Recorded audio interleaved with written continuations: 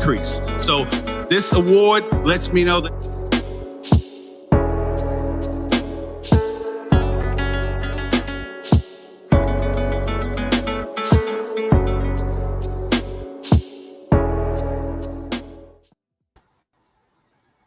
good morning.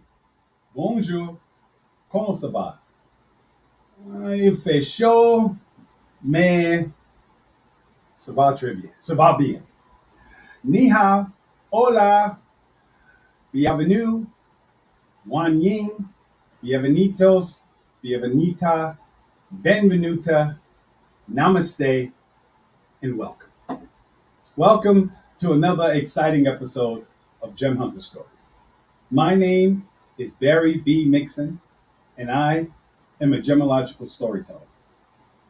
And each and every week, I get the unique and magnificent opportunity to take the art, science, history, and magic of gemstones, precious metals, and fine jewelry, and put them all together into a story.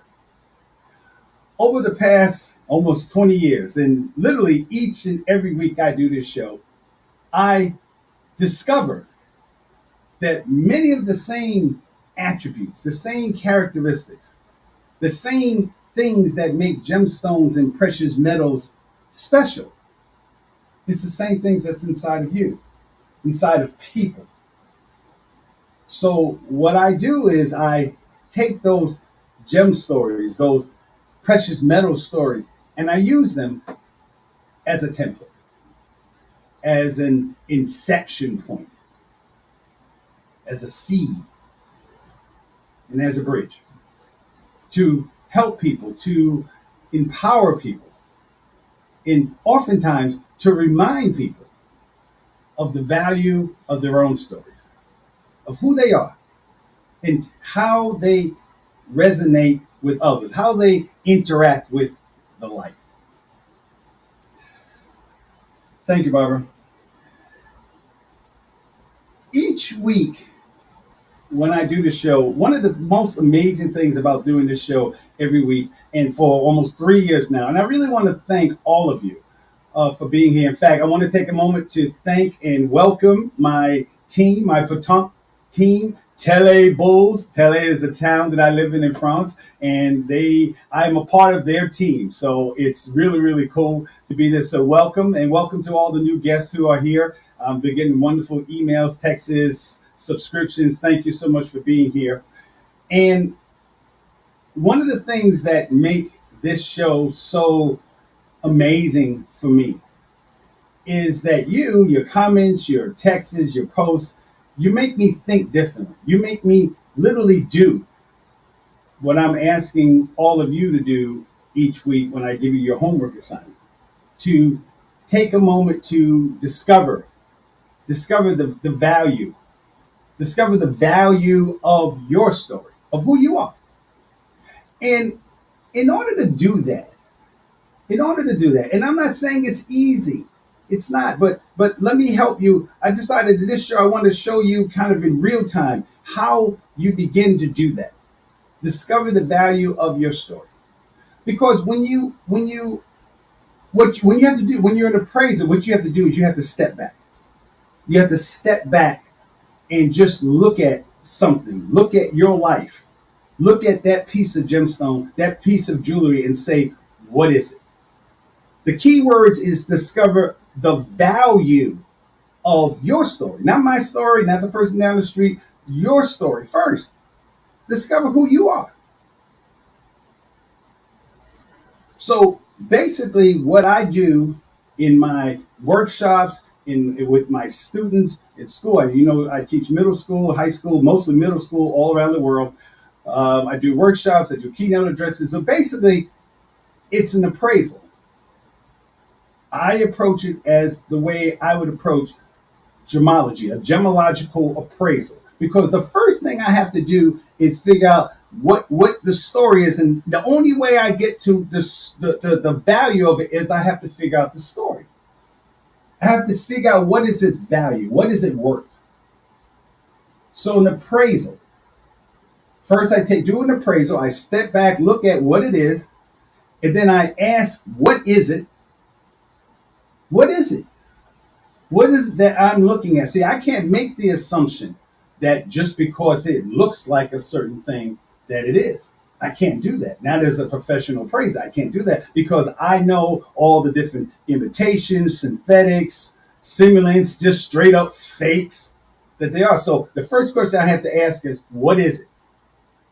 That's the first thing you have to do when you're approaching your story. What are we talking about? What is it? Who are you? So when I look at this beautiful ring, I have to figure out why this ring costs $30.4 million. We talked about it a few, but this is the month of Ruby, July. So we talked about this. This is a $30.4 million ring, ruby and diamond. It's called the Sunrise Ruby. So as an appraiser, I have to say, what is it? Why does it cost that much money? There's a reason. And not only because I'm a storyteller, not only do I have to figure out what it costs and why it costs that much, but what is it about that person, whoever bought it, or that group of people that just said, you know what we should do, Charles? What, John? We should buy that ring. Or some woman said, baby, you know what I really want? What? I want that ring. Some of y'all, some ladies out here, some of y'all can feel me right now. I just want that ring. Baby, you want that ring? Yeah, I want that ring, baby. And depending on how that man is feeling about the woman that he loves or the man that he loves, that ring might have value. That ring might be a lower value than in comparison to the love that he has for his partner. So he buys it. I'm not lying. Isn't that what Richard Burton did with Elizabeth Taylor? He bought her a $33 million diamond and just thought it was okay. Like, here you go, baby. Oh, thank you, Richard. I love you. Yeah, okay. What? When you're appraising, you have to look at what that string of Oh God, I mean, just take a look at it. You guys know how I feel about pearls. Look at that. Not only we're talking about pearls. So it takes about, I don't know, 20,000 oysters, not 20, maybe 2,000 oysters to make one pearl. So not only do you have all those pearls, literally 5 strands of pearl, and they're symmetrical, and the variations of color, how long did it take to put that all together? That's why that's $7 million. Because those are natural pearls. And they had to match them all together, not to mention the diamond on the upper left-hand corner. Why is this watch, a Richard Mille, why is this a $1 million watch? $1 million, and there's a whole bunch of actors and actresses that have that watch, have his watch on their wrist.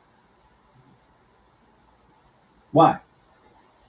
Because of the value. They understand what it is. They understand what it is. And if you don't take the time to do that, you might make a mistake. Because you assume something. What is this? This looks like turquoise. But is it really?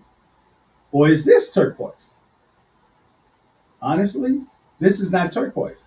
This is halite. Halite is a stone that's within the same class, and it's actually white. And because it's white, it can be colored any color you want. So they make it robin egg blue to make it look like this. This is the real turquoise. So in order to understand what you're looking at, you have to understand what it is.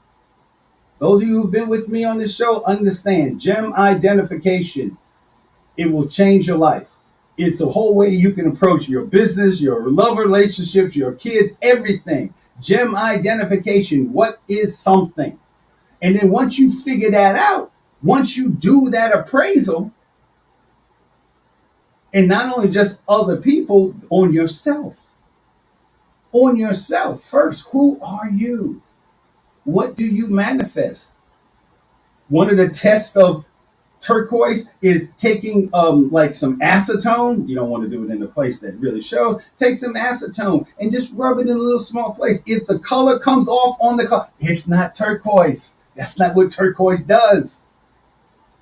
So once you figure what it is, once you figure what that is, then you can figure out what to do. And what happened to me really happened because of metals. This show happened because I began to understand metals on a whole completely different way. Quick story. I never really thought about metals. I mean, other than I know gold, I know silver, I know platinum.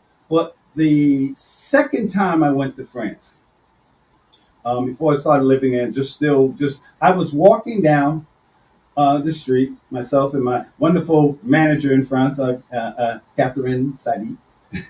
We was walking down and we saw right down the Seine, about maybe half a mile from Notre Dame, there was this building, and it just caught my eye.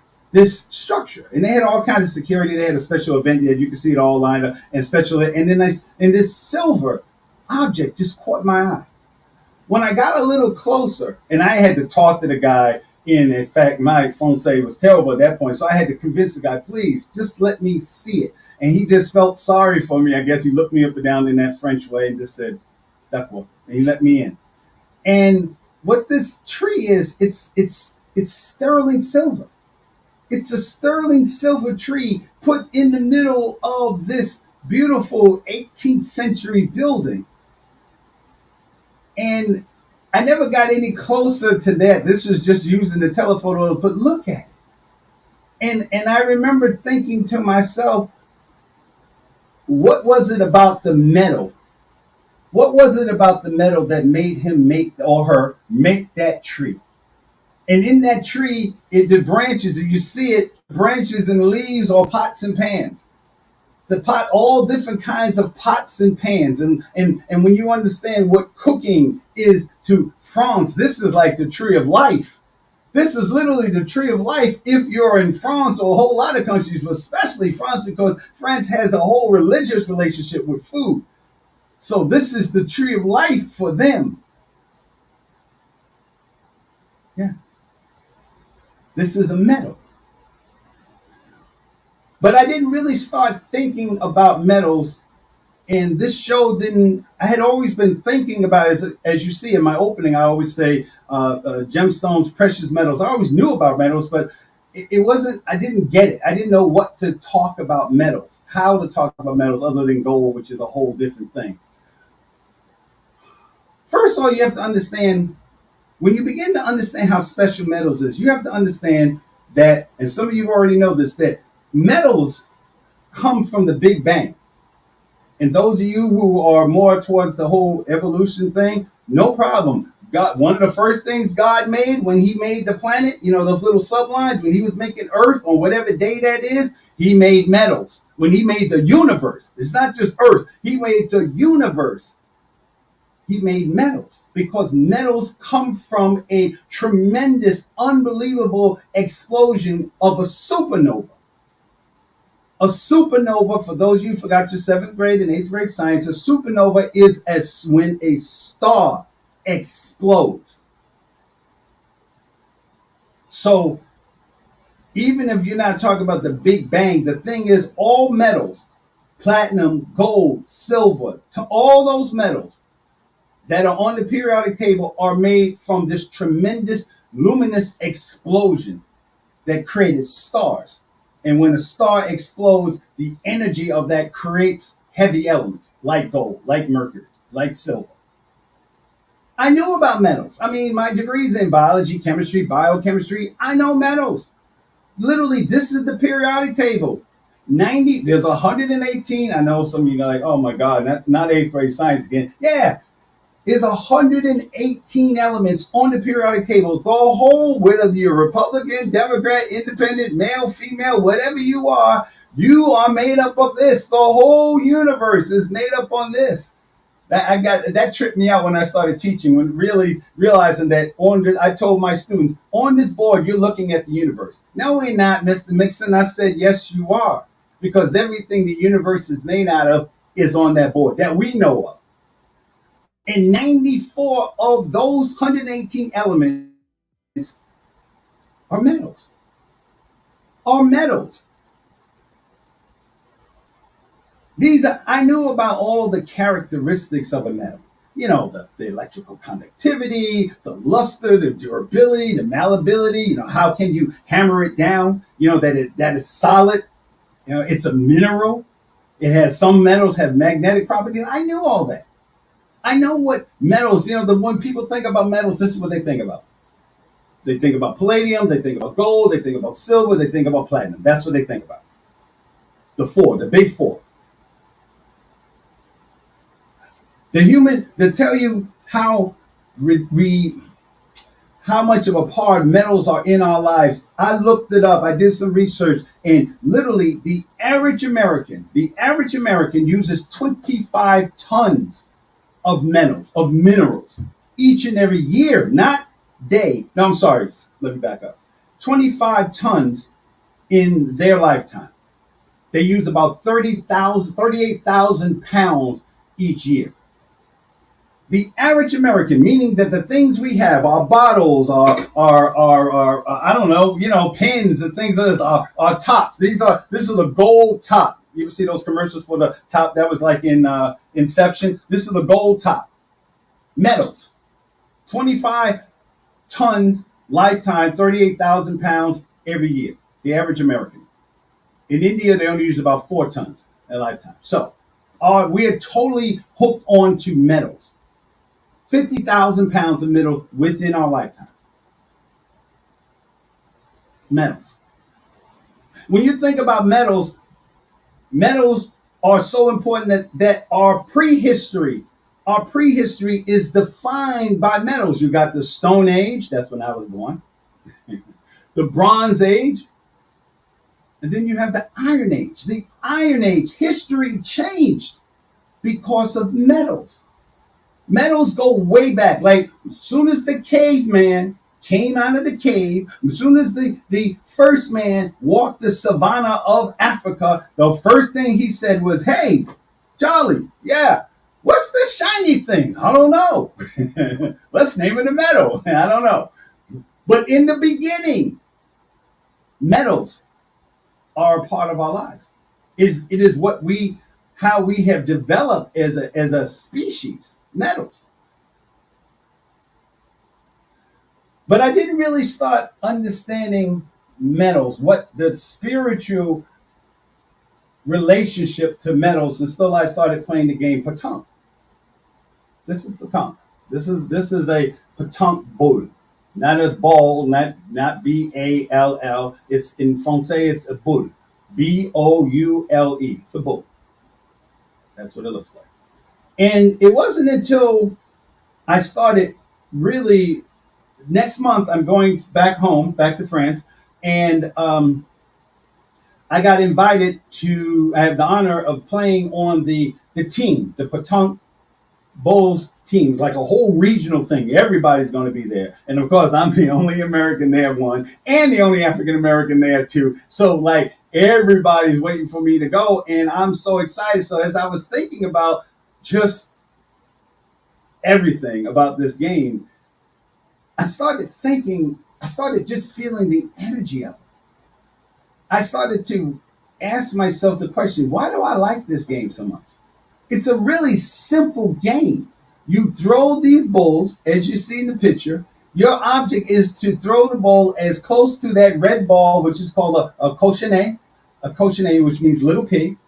In English, in England, they play it all over the world. In England, it's called the jack. Okay, and the jack is literally made out of wood. It's just a little wood, the ball. You can have it different colors. And the ball is either made up of stainless steel or carbon steel. Why do I love this game so much? What is the relationship that I have with this metal? When I play, when I hold that ball in my hand, it just felt like, and you guys know I lived in a Zen Buddhist monastery. I felt that energy, which I wasn't really feeling then, but now I understand. Just the energy of holding that in my hand, just the smoothness of it. And then I started thinking, why? As an appraiser, why? Why does this metal strike me like this? Why do people, in fact, this is one of the national sports in France. You can go anywhere in France, Southeast Asia, Madagascar, England. There's a whole bunch of countries that play this game. Why? This game, the Petanque itself, started in 1907 in Marseille, which is not that far from where it's more southeast. I'm southwest. But everywhere they play this game. It's just a ring, balls, cochonnet. That's it. Why? What is the relationship to metal? So when I was thinking about this show, I decided to name this show Petanque and our spiritual relationship with metals.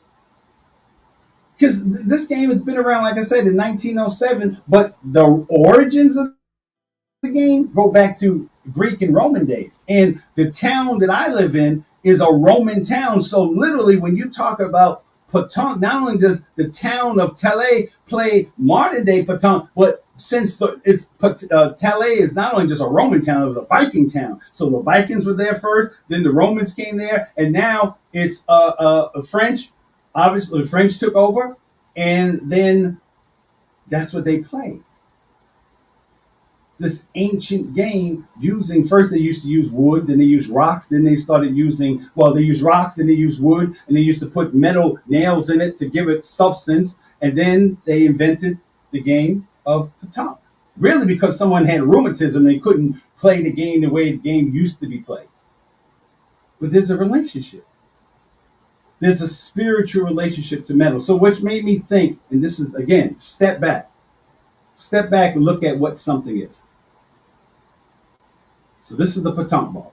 This is called a super inox. Super inox in Francais is basically stainless steel. This is my ball. This is my ball. All right, it's coming, it's shipping and stuff because got to be ready for this tournament. All right, but I do play and practice at these are the ball. This is my ball. And Again, periodic table. Periodic table. And if you remember the periodic table, you don't see steel on the periodic table because the steel is a metal, but it's not a metal. It's not an element. Steel is a combination of elements. So let's go back. An element, remember, write this down. If not for yourself, if you got kids and they're in school, an element is something that cannot be broken into anything else. An element is what it is, period.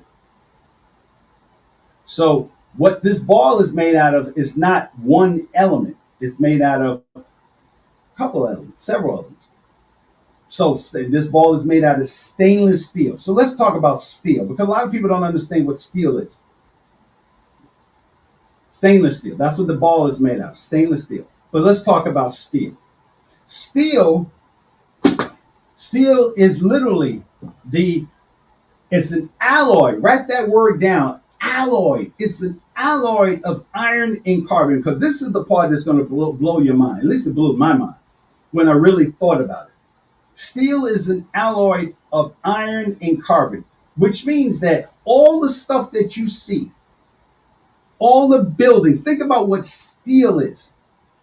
How many, the whole world has changed because of steel.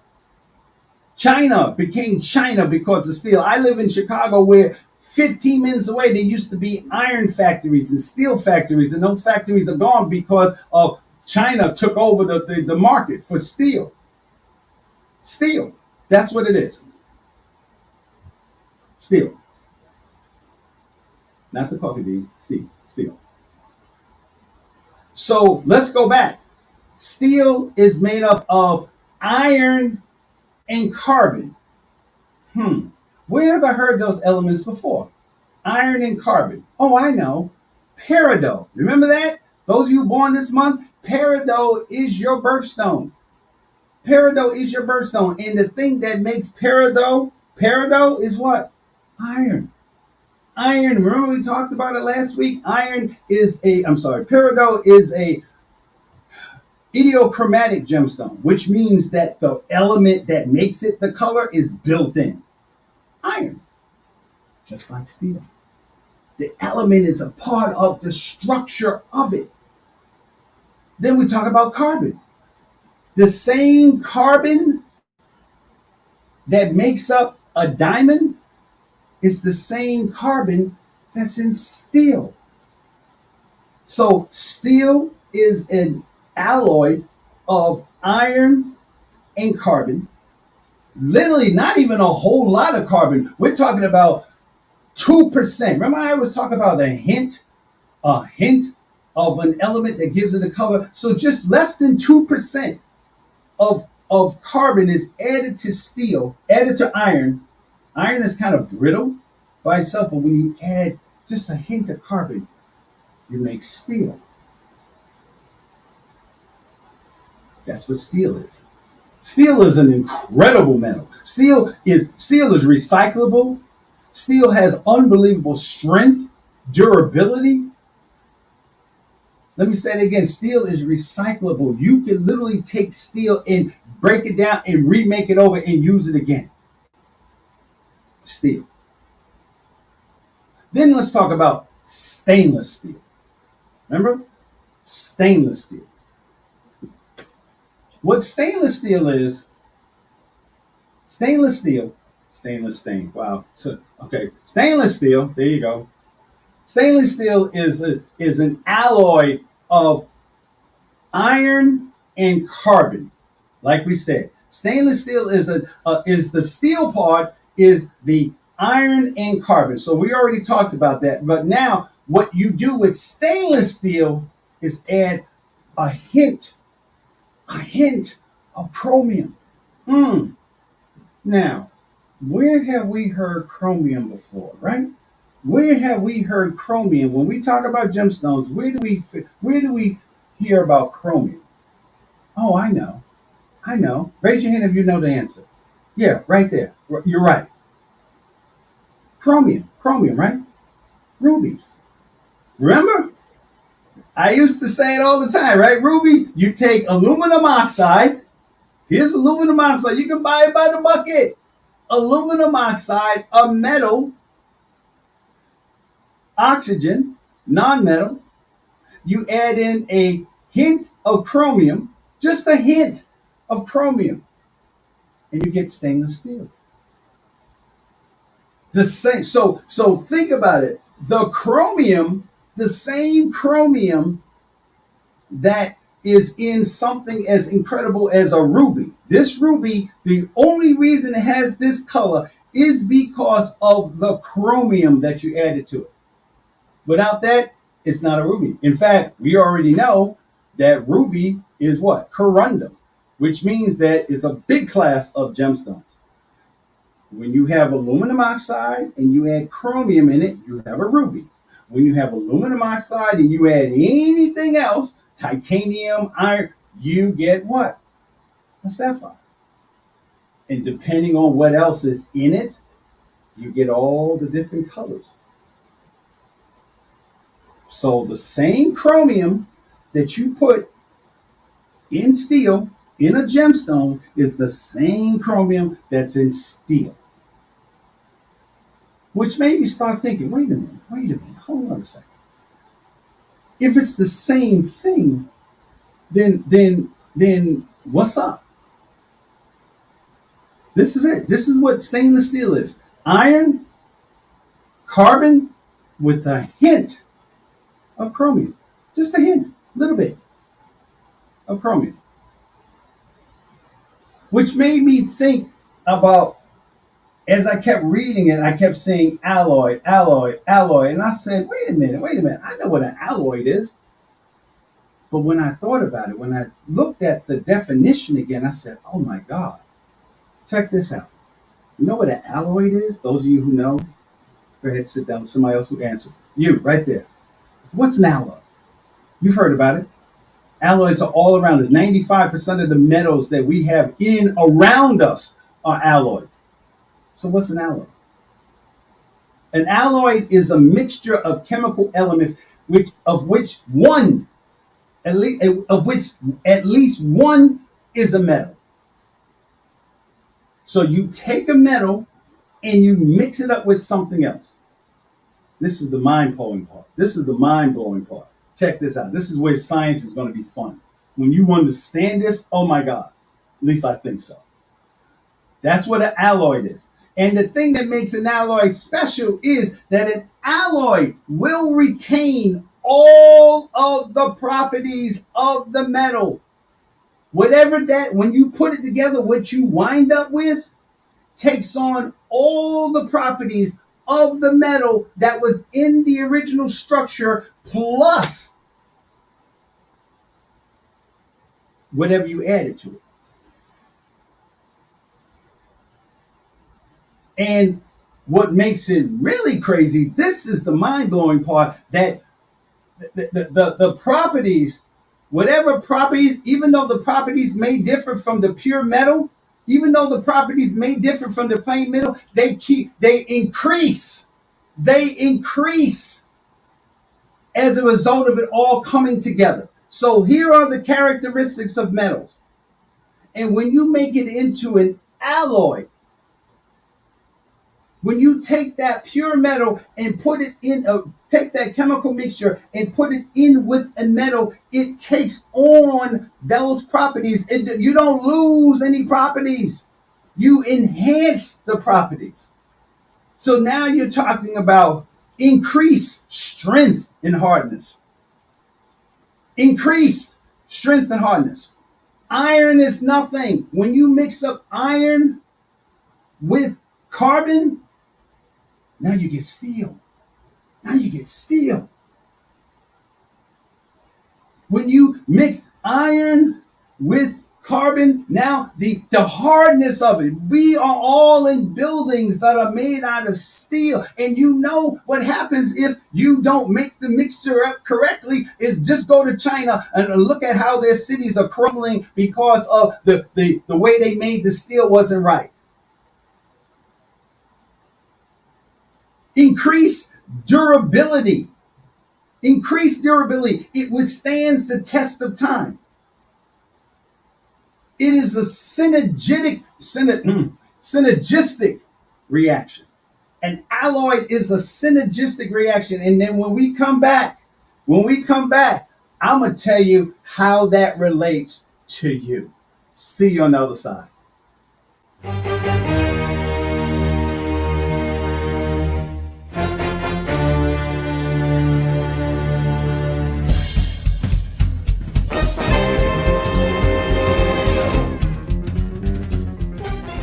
Here's a gem bit.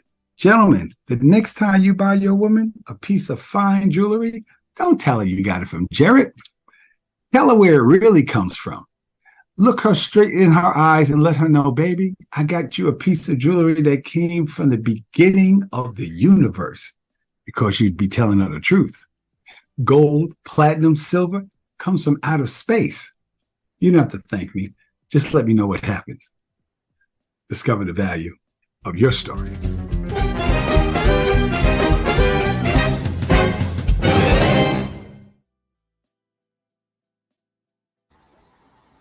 I'm serious about that. Think about it.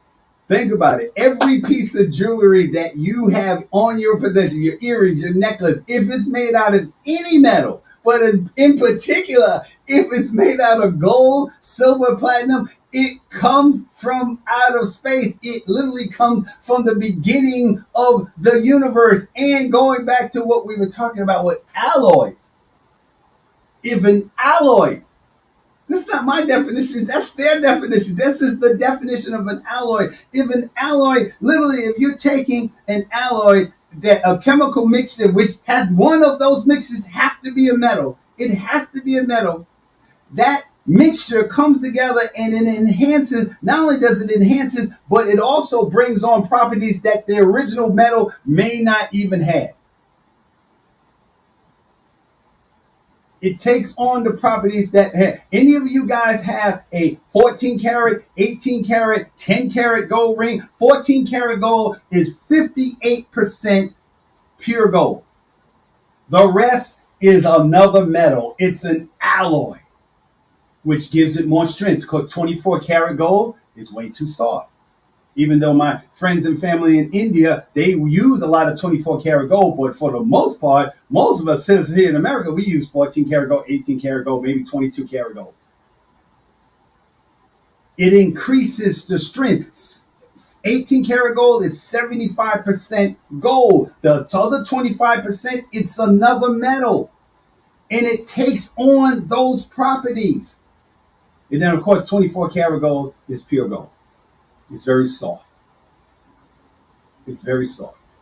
So how does this relate to you? Think about it. It's a synergistic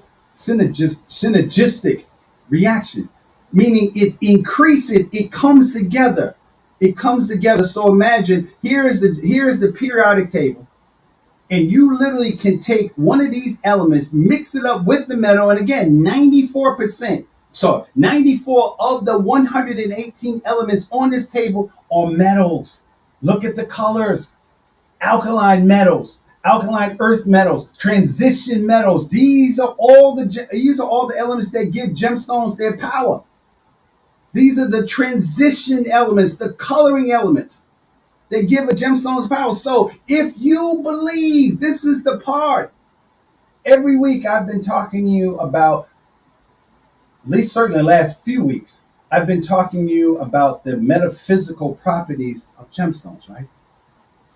I told you that peridot is a gemstone of wealth and prosperity. That using peridot, wearing peridot, enhances your senses, enhances your sense of communication. That's what peridot does. But now extrapolate. If that is true for peridot, if that is true for any of the gemstones that we talk about on this show, if you believe that, let me just go back and just let you guys drool for a second. Yeah. If you believe that this gemstone has certain powers for you, you bought this because you believe that this ruby has a certain level of certain power. You believe that this aquamarine is a calming stone. because it reminds you of water. If you believe that tourmaline, chrome tourmaline, if you believe the power of this, and tourmaline comes in a variety of colors, and each color manifests a different type of metaphysical energy. If you believe that, amethyst gives you a certain sense of yourself. That is your girl. That's my favorite color. If you believe that and you understand that the thing that makes that color the color it is iron. It's a chemical. It's an iron that's in that gives it that color. If topaz, if topaz is your gemstone, you're born in November. Topaz, this is imperial topaz. If you believe in the metaphysical properties of that gemstone, then whether it's cut, whether it's polished, or whether it's natural, if you believe that citrine is a gemstone that will increase your communication skills because of what's in it. And if you take back and just look at what citrine is, what is the thing that gives citrine its color,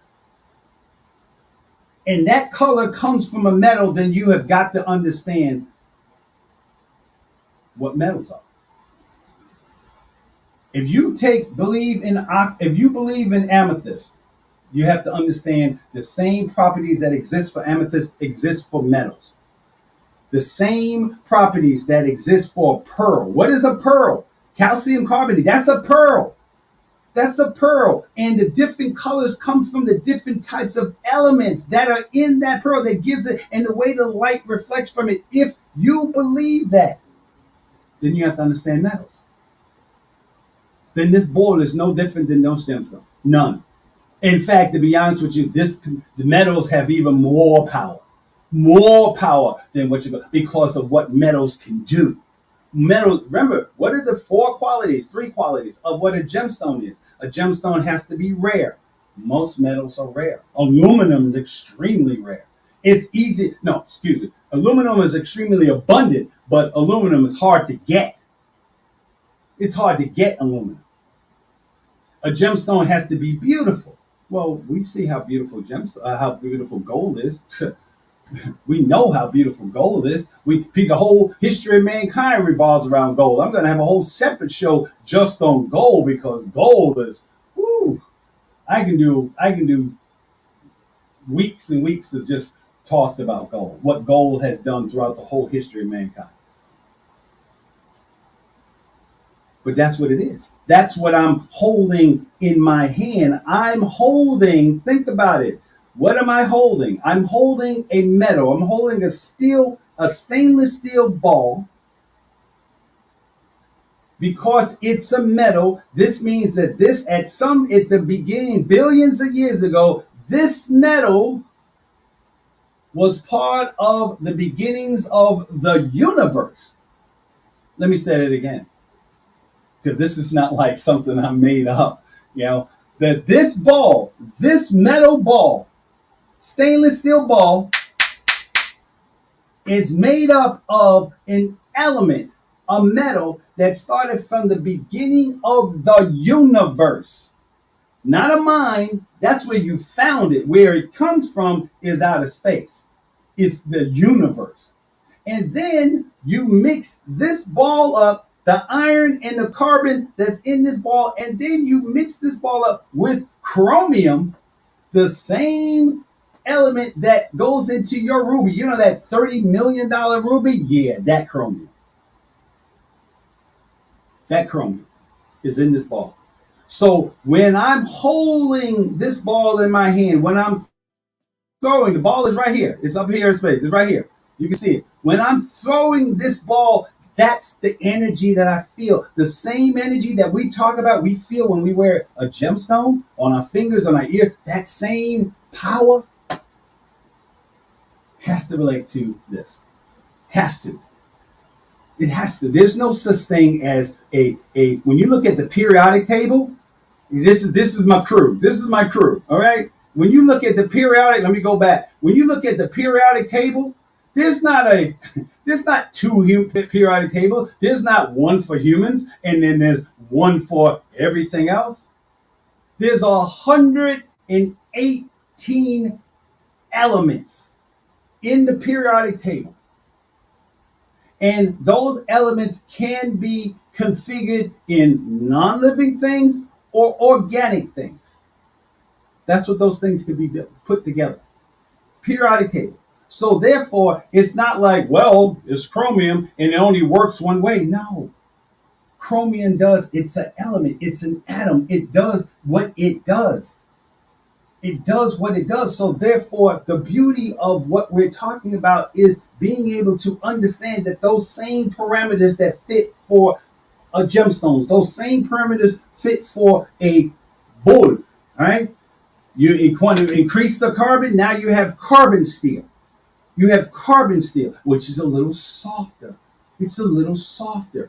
So a person who plays with carbon steel is a different kind of player. And what I'm saying is those same energies that we all talk about, or many of us talk about getting from a gemstone, that's the relationship we have with metals. It's the same thing. It's the exact same thing. Now, here's the part. Imagine, since we like always kind of giving ourselves names or comparing our relationships or who we are as gemstones, imagine your marriage being an alloy. Imagine your marriage being an alloy. Think about what an alloy is. To a mixture of chemicals. One of them have to be a metal. It could be more than one. When you put those two metals together, plus that other things that's in it, it not only comes together, but it comes together in a synergistic way where now that resulting metal, that metal that you now have in your hand, that you're working with, that you're hammering, that you're building things with, that metal has now increased durability, increased strength, increased hardness. When you add chromium to something, you've increased the electrical conductivity. Those of you who buy those expensive headsets, what do you think that makes them so expensive? It's the fact that that metal, gold, even silver is the most highly conductive metal. They just don't use metal, even more so than copper. They just don't use silver that much because it's expensive to make. It's more expensive than copper. Copper is everywhere. Okay, in fact, silver is normally found with copper. But if that's the energy that we're putting into our electronics, that's the energy that's in this iPad, those gemstones, those minerals, those metals are in this iPad, which empowers that. And if we're saying that 25 tons, we're using so much metals, 25 tons in our lifetime, how does that relate to us? You can't deny the same power. You can't deny metals any less power than you can do gemstones. When I was talking to Dr. Santi was a guest here, and Dr. Santi is, oh my God, it's like talking to Obi-Wan Kenobi, as far as Indian culture. Dr. Santi told me that when you're an Indian child, the first thing you got to do, like 3 hours later, your ears are pierced. She told me that Indian women wear silver rings on their feet that they keep on forever. They never take it off. And that's when I started thinking, wait a minute. Hold on a second. The lights started flashing then a few weeks ago, but then it wasn't until I was sitting there holding this ball in my hand and just kind of playing with it and thinking about how I position my body, what it feels like. And when I make the shots, it just feels like it's like a zone. It's zen. I can literally feel the ground beneath me. I can feel the energy from my feet coming up through my arms because literally Petanque is just it's an arm game. It's literally it's a fulcrum. It's a pendulum, not a fulcrum. It's a pendulum where you're throwing it. And there has to be a connection between your arm, your body, your hands, your fingers, the ball as the ball is traveling through the air. And then the ball has to hit the ground. And petanque is different. We're not talking about bocce ball. We're talking about petanque. Petanque is different. It's a different kind of game because not only do you have to play the person that not only do you have to play yourself, you also have to play the person that you're playing against, and you have to play the terrain. So literally, the whole thing is metaphysics. The whole game is metaphysics because there's the energy of the earth. The rocks have their own molecular structure. Then you have this ball traveling through the medium of air, elements. Just because you don't see them don't mean they don't exist. Then that ball has to hit the ground, and depending on how you threw it, depending on the way you toss that ball forward, then that ball is going to land in a certain way. That ball is going to react in a certain way, and you don't worry about the ball. Why? Because it's made out of stainless steel. Imagine having a partner like that. Imagine having a friend like that in your life. Imagine having a person, male or female, in your life where where together you're more durable. Together, you can resist corrosion. That's what chromium's used for. Chromium, that's what stainless. It's not that it can never rust. It resists corrosion. How about you taking the elements inside of yourself and seeing what elements inside of you can resist corrosion? The haters, that's corrosion. The people that tell you that you can't do something again, that's corrosion. And what you have to do is find those same elements within inside yourself to make yourself an alloy. Oh yeah, you're going to be thinking about this all day long. An alloy. Every metal when you get into your car, that's an alloy. When that frying pan that you cooking up, that's not straight metal. That's an alloy. That metal, that pan, you turn that temperature up. You got a teenage kid and turn it up and they think it's higher. If the flame is higher, then it cooks faster. They don't think about the burning. But you understand. Because it's the metal. You understand that heat, thermal conductivity. That's what metals do. Gemstones don't do that. Not on that level. So gemstones, if you understand that gemstones have metaphysical powers because of and if you understand, if you buy that, then you have to buy into what a metal is. You have to buy into metal. This is not the most beautiful thing about what I'm discovering about gemology. What I used to think was hocus pocus, metaphysics. No, it's not. It's real. I just had to explain it and see it in such a way where I understood it on a scientific level. I understood it on a scientific level. And if you understand how it relates to in the metal, then it's an easy jump to understand what it can do for you. The bonding powers. This is telebolts. This is telebolts. These are the guys.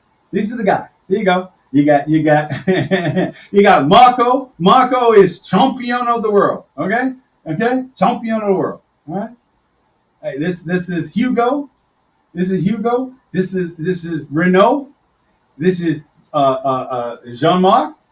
This is Jean-Marc, everybody's name Jean, okay? And this is the French assassin. This is Terry. This is the group. And we're all bounded together by this ball. So the same chemical, the same metaphysical things that is in a gemstone that brings people together are the same people, are the same elements that brought us together, that took somebody from Chicago, Illinois, via New York City, came to this strange little tiny town. I'm talking about like 600 people in the whole town. And they invited me in. This is when I first was presented with my Petanque balls. This was the crew. This is the crew. Jean-Marc, who's the assistant mayor of the town. Hugo is Renault's son.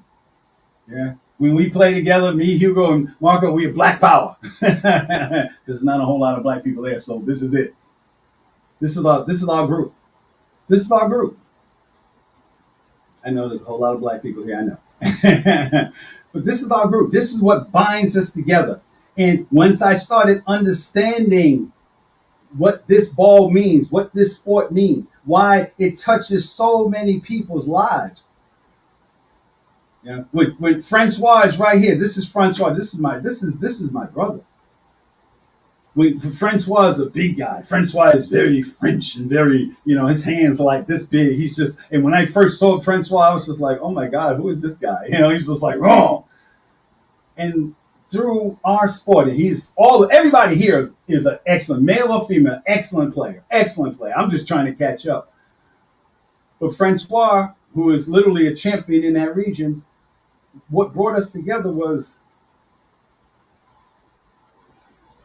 the medal, was the understanding of this ball. And I watched him and he watched me. And we found out that his father was my mother.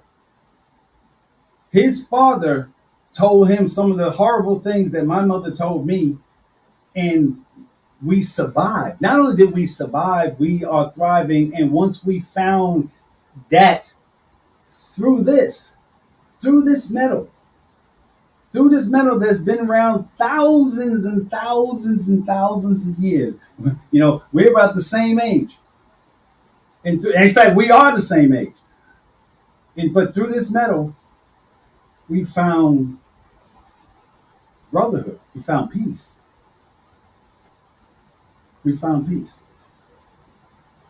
That's what happens when you begin to discover your story. That's what happens when something that you see every day that you don't really think about, like a medal, like that Damascus steel. Yeah, there's all kinds. Thanks, Charlotte. There's all different kinds of steel. And what are we talking about? We're talking about combinations and alloy. Whatever Damascus steel is made out of, it's an alloy to something else. That's what it is. It's a process. Damascus steel was supposed to be steel, or like the steel of samurai swords. The samurai sword, I think it was I forgot the person's name who made like one of the best samurai swords that could just cut through anything. That's what it is. It's an alloy. This is us. This is the group. Thank you, Barbara. So this is the balls that they presented me. That this is the bonding thing between how elements can lead into gemstones, can lead into metals, and they lead into a relationship between people. So your homework assignment is to find out two things. One, think about yourself as a metal. Think of yourself, what kind of metal would you be? Would you be aluminum, where it has a high luster, but a serious tensile strength? Or would you be tungsten? Tungsten is an extremely durable, dense metal. That's why a lot of men's rings are made out of tungsten. Are you platinum? Platinum is a beautiful gem, a beautiful metal, but to work with platinum has a seriously high melting point. So if you're going to work with platinum, you gotta know that you're gonna be tested, because the temperature that it takes to work with platinum is seriously high. I think like 3,000, 4,000, no, something like 3,500 degrees. Yeah, for Fahrenheit. Find out what kind of metal you are, and then find out who's your alloy. Who's the person that you mixed up with, that you are together with? Is that person, are you making an alloy with that person? Are you together? Are the things that you're producing together enhancing what you want to do, what you both want to do? Are you in a relationship where both of your powers are being augmented? Both of your powers are being respected. Both of your powers are being increased by you coming together. And if not, then that alloy, that doesn't work. Every alloy doesn't work. Every alloy doesn't work. And some alloys are too expensive. So figure out who you are. Figure out how that comes together. But hopefully today will be the last day today will be the first day, let me say it positively, that you begin to understand the relationship between people and metals. And if you get a chance to play this game called Petanque, if you get a chance, I'm going to bring it here to you. It's already here in the United States. I'm going to really bring it to Chicago, bring it in our community, because our kids need to understand this. This is life. This is life, because the other thing, Petanque, is if you can throw the ball and someone can just hit your ball and just knock you completely. That's what Terry does, knock you completely out of the court. That's life. That's what this game is about. This is life. And so when you think about how this game is life, and when you think about what this game, the primary instrument of this game is this ball, and you think about how this ball literally came from the origins of the universe, then you understand how much more powerful this game is. So I hope you enjoyed today. I hope you got something out of today. My name, again, is Barry B. Mixon. I am a Gemmological Storyteller, and I hope that you take the time at some point in your day, this very hot day, you're sitting in the air conditioner, take the time to think about and discover the value of your story. So until next week I'm going to have on, I know I'm going to next week. Next week's going to be myself and my boy, Charlie Jones. We're going to talk about creating magic, still talking about the continuation of the gauntlet. The gauntlet. I think we're going to be doing the soul stone, so you don't want to miss out on that. But until next week, au revoir. Aditella, voila.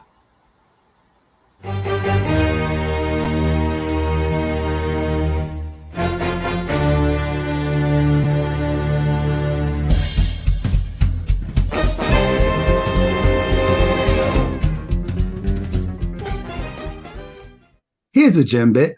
Ladies, the next time your man promises you the moon and the stars, don't roll your eyes. Give him an address. Tiffany's, Cartier, Bulgari, even Walmart. There are so many locations that they have the remnants of stars and moons and suns. Let him have an address and then see what he does. I'm going to get so much hate mail over this. Discover the value of your story.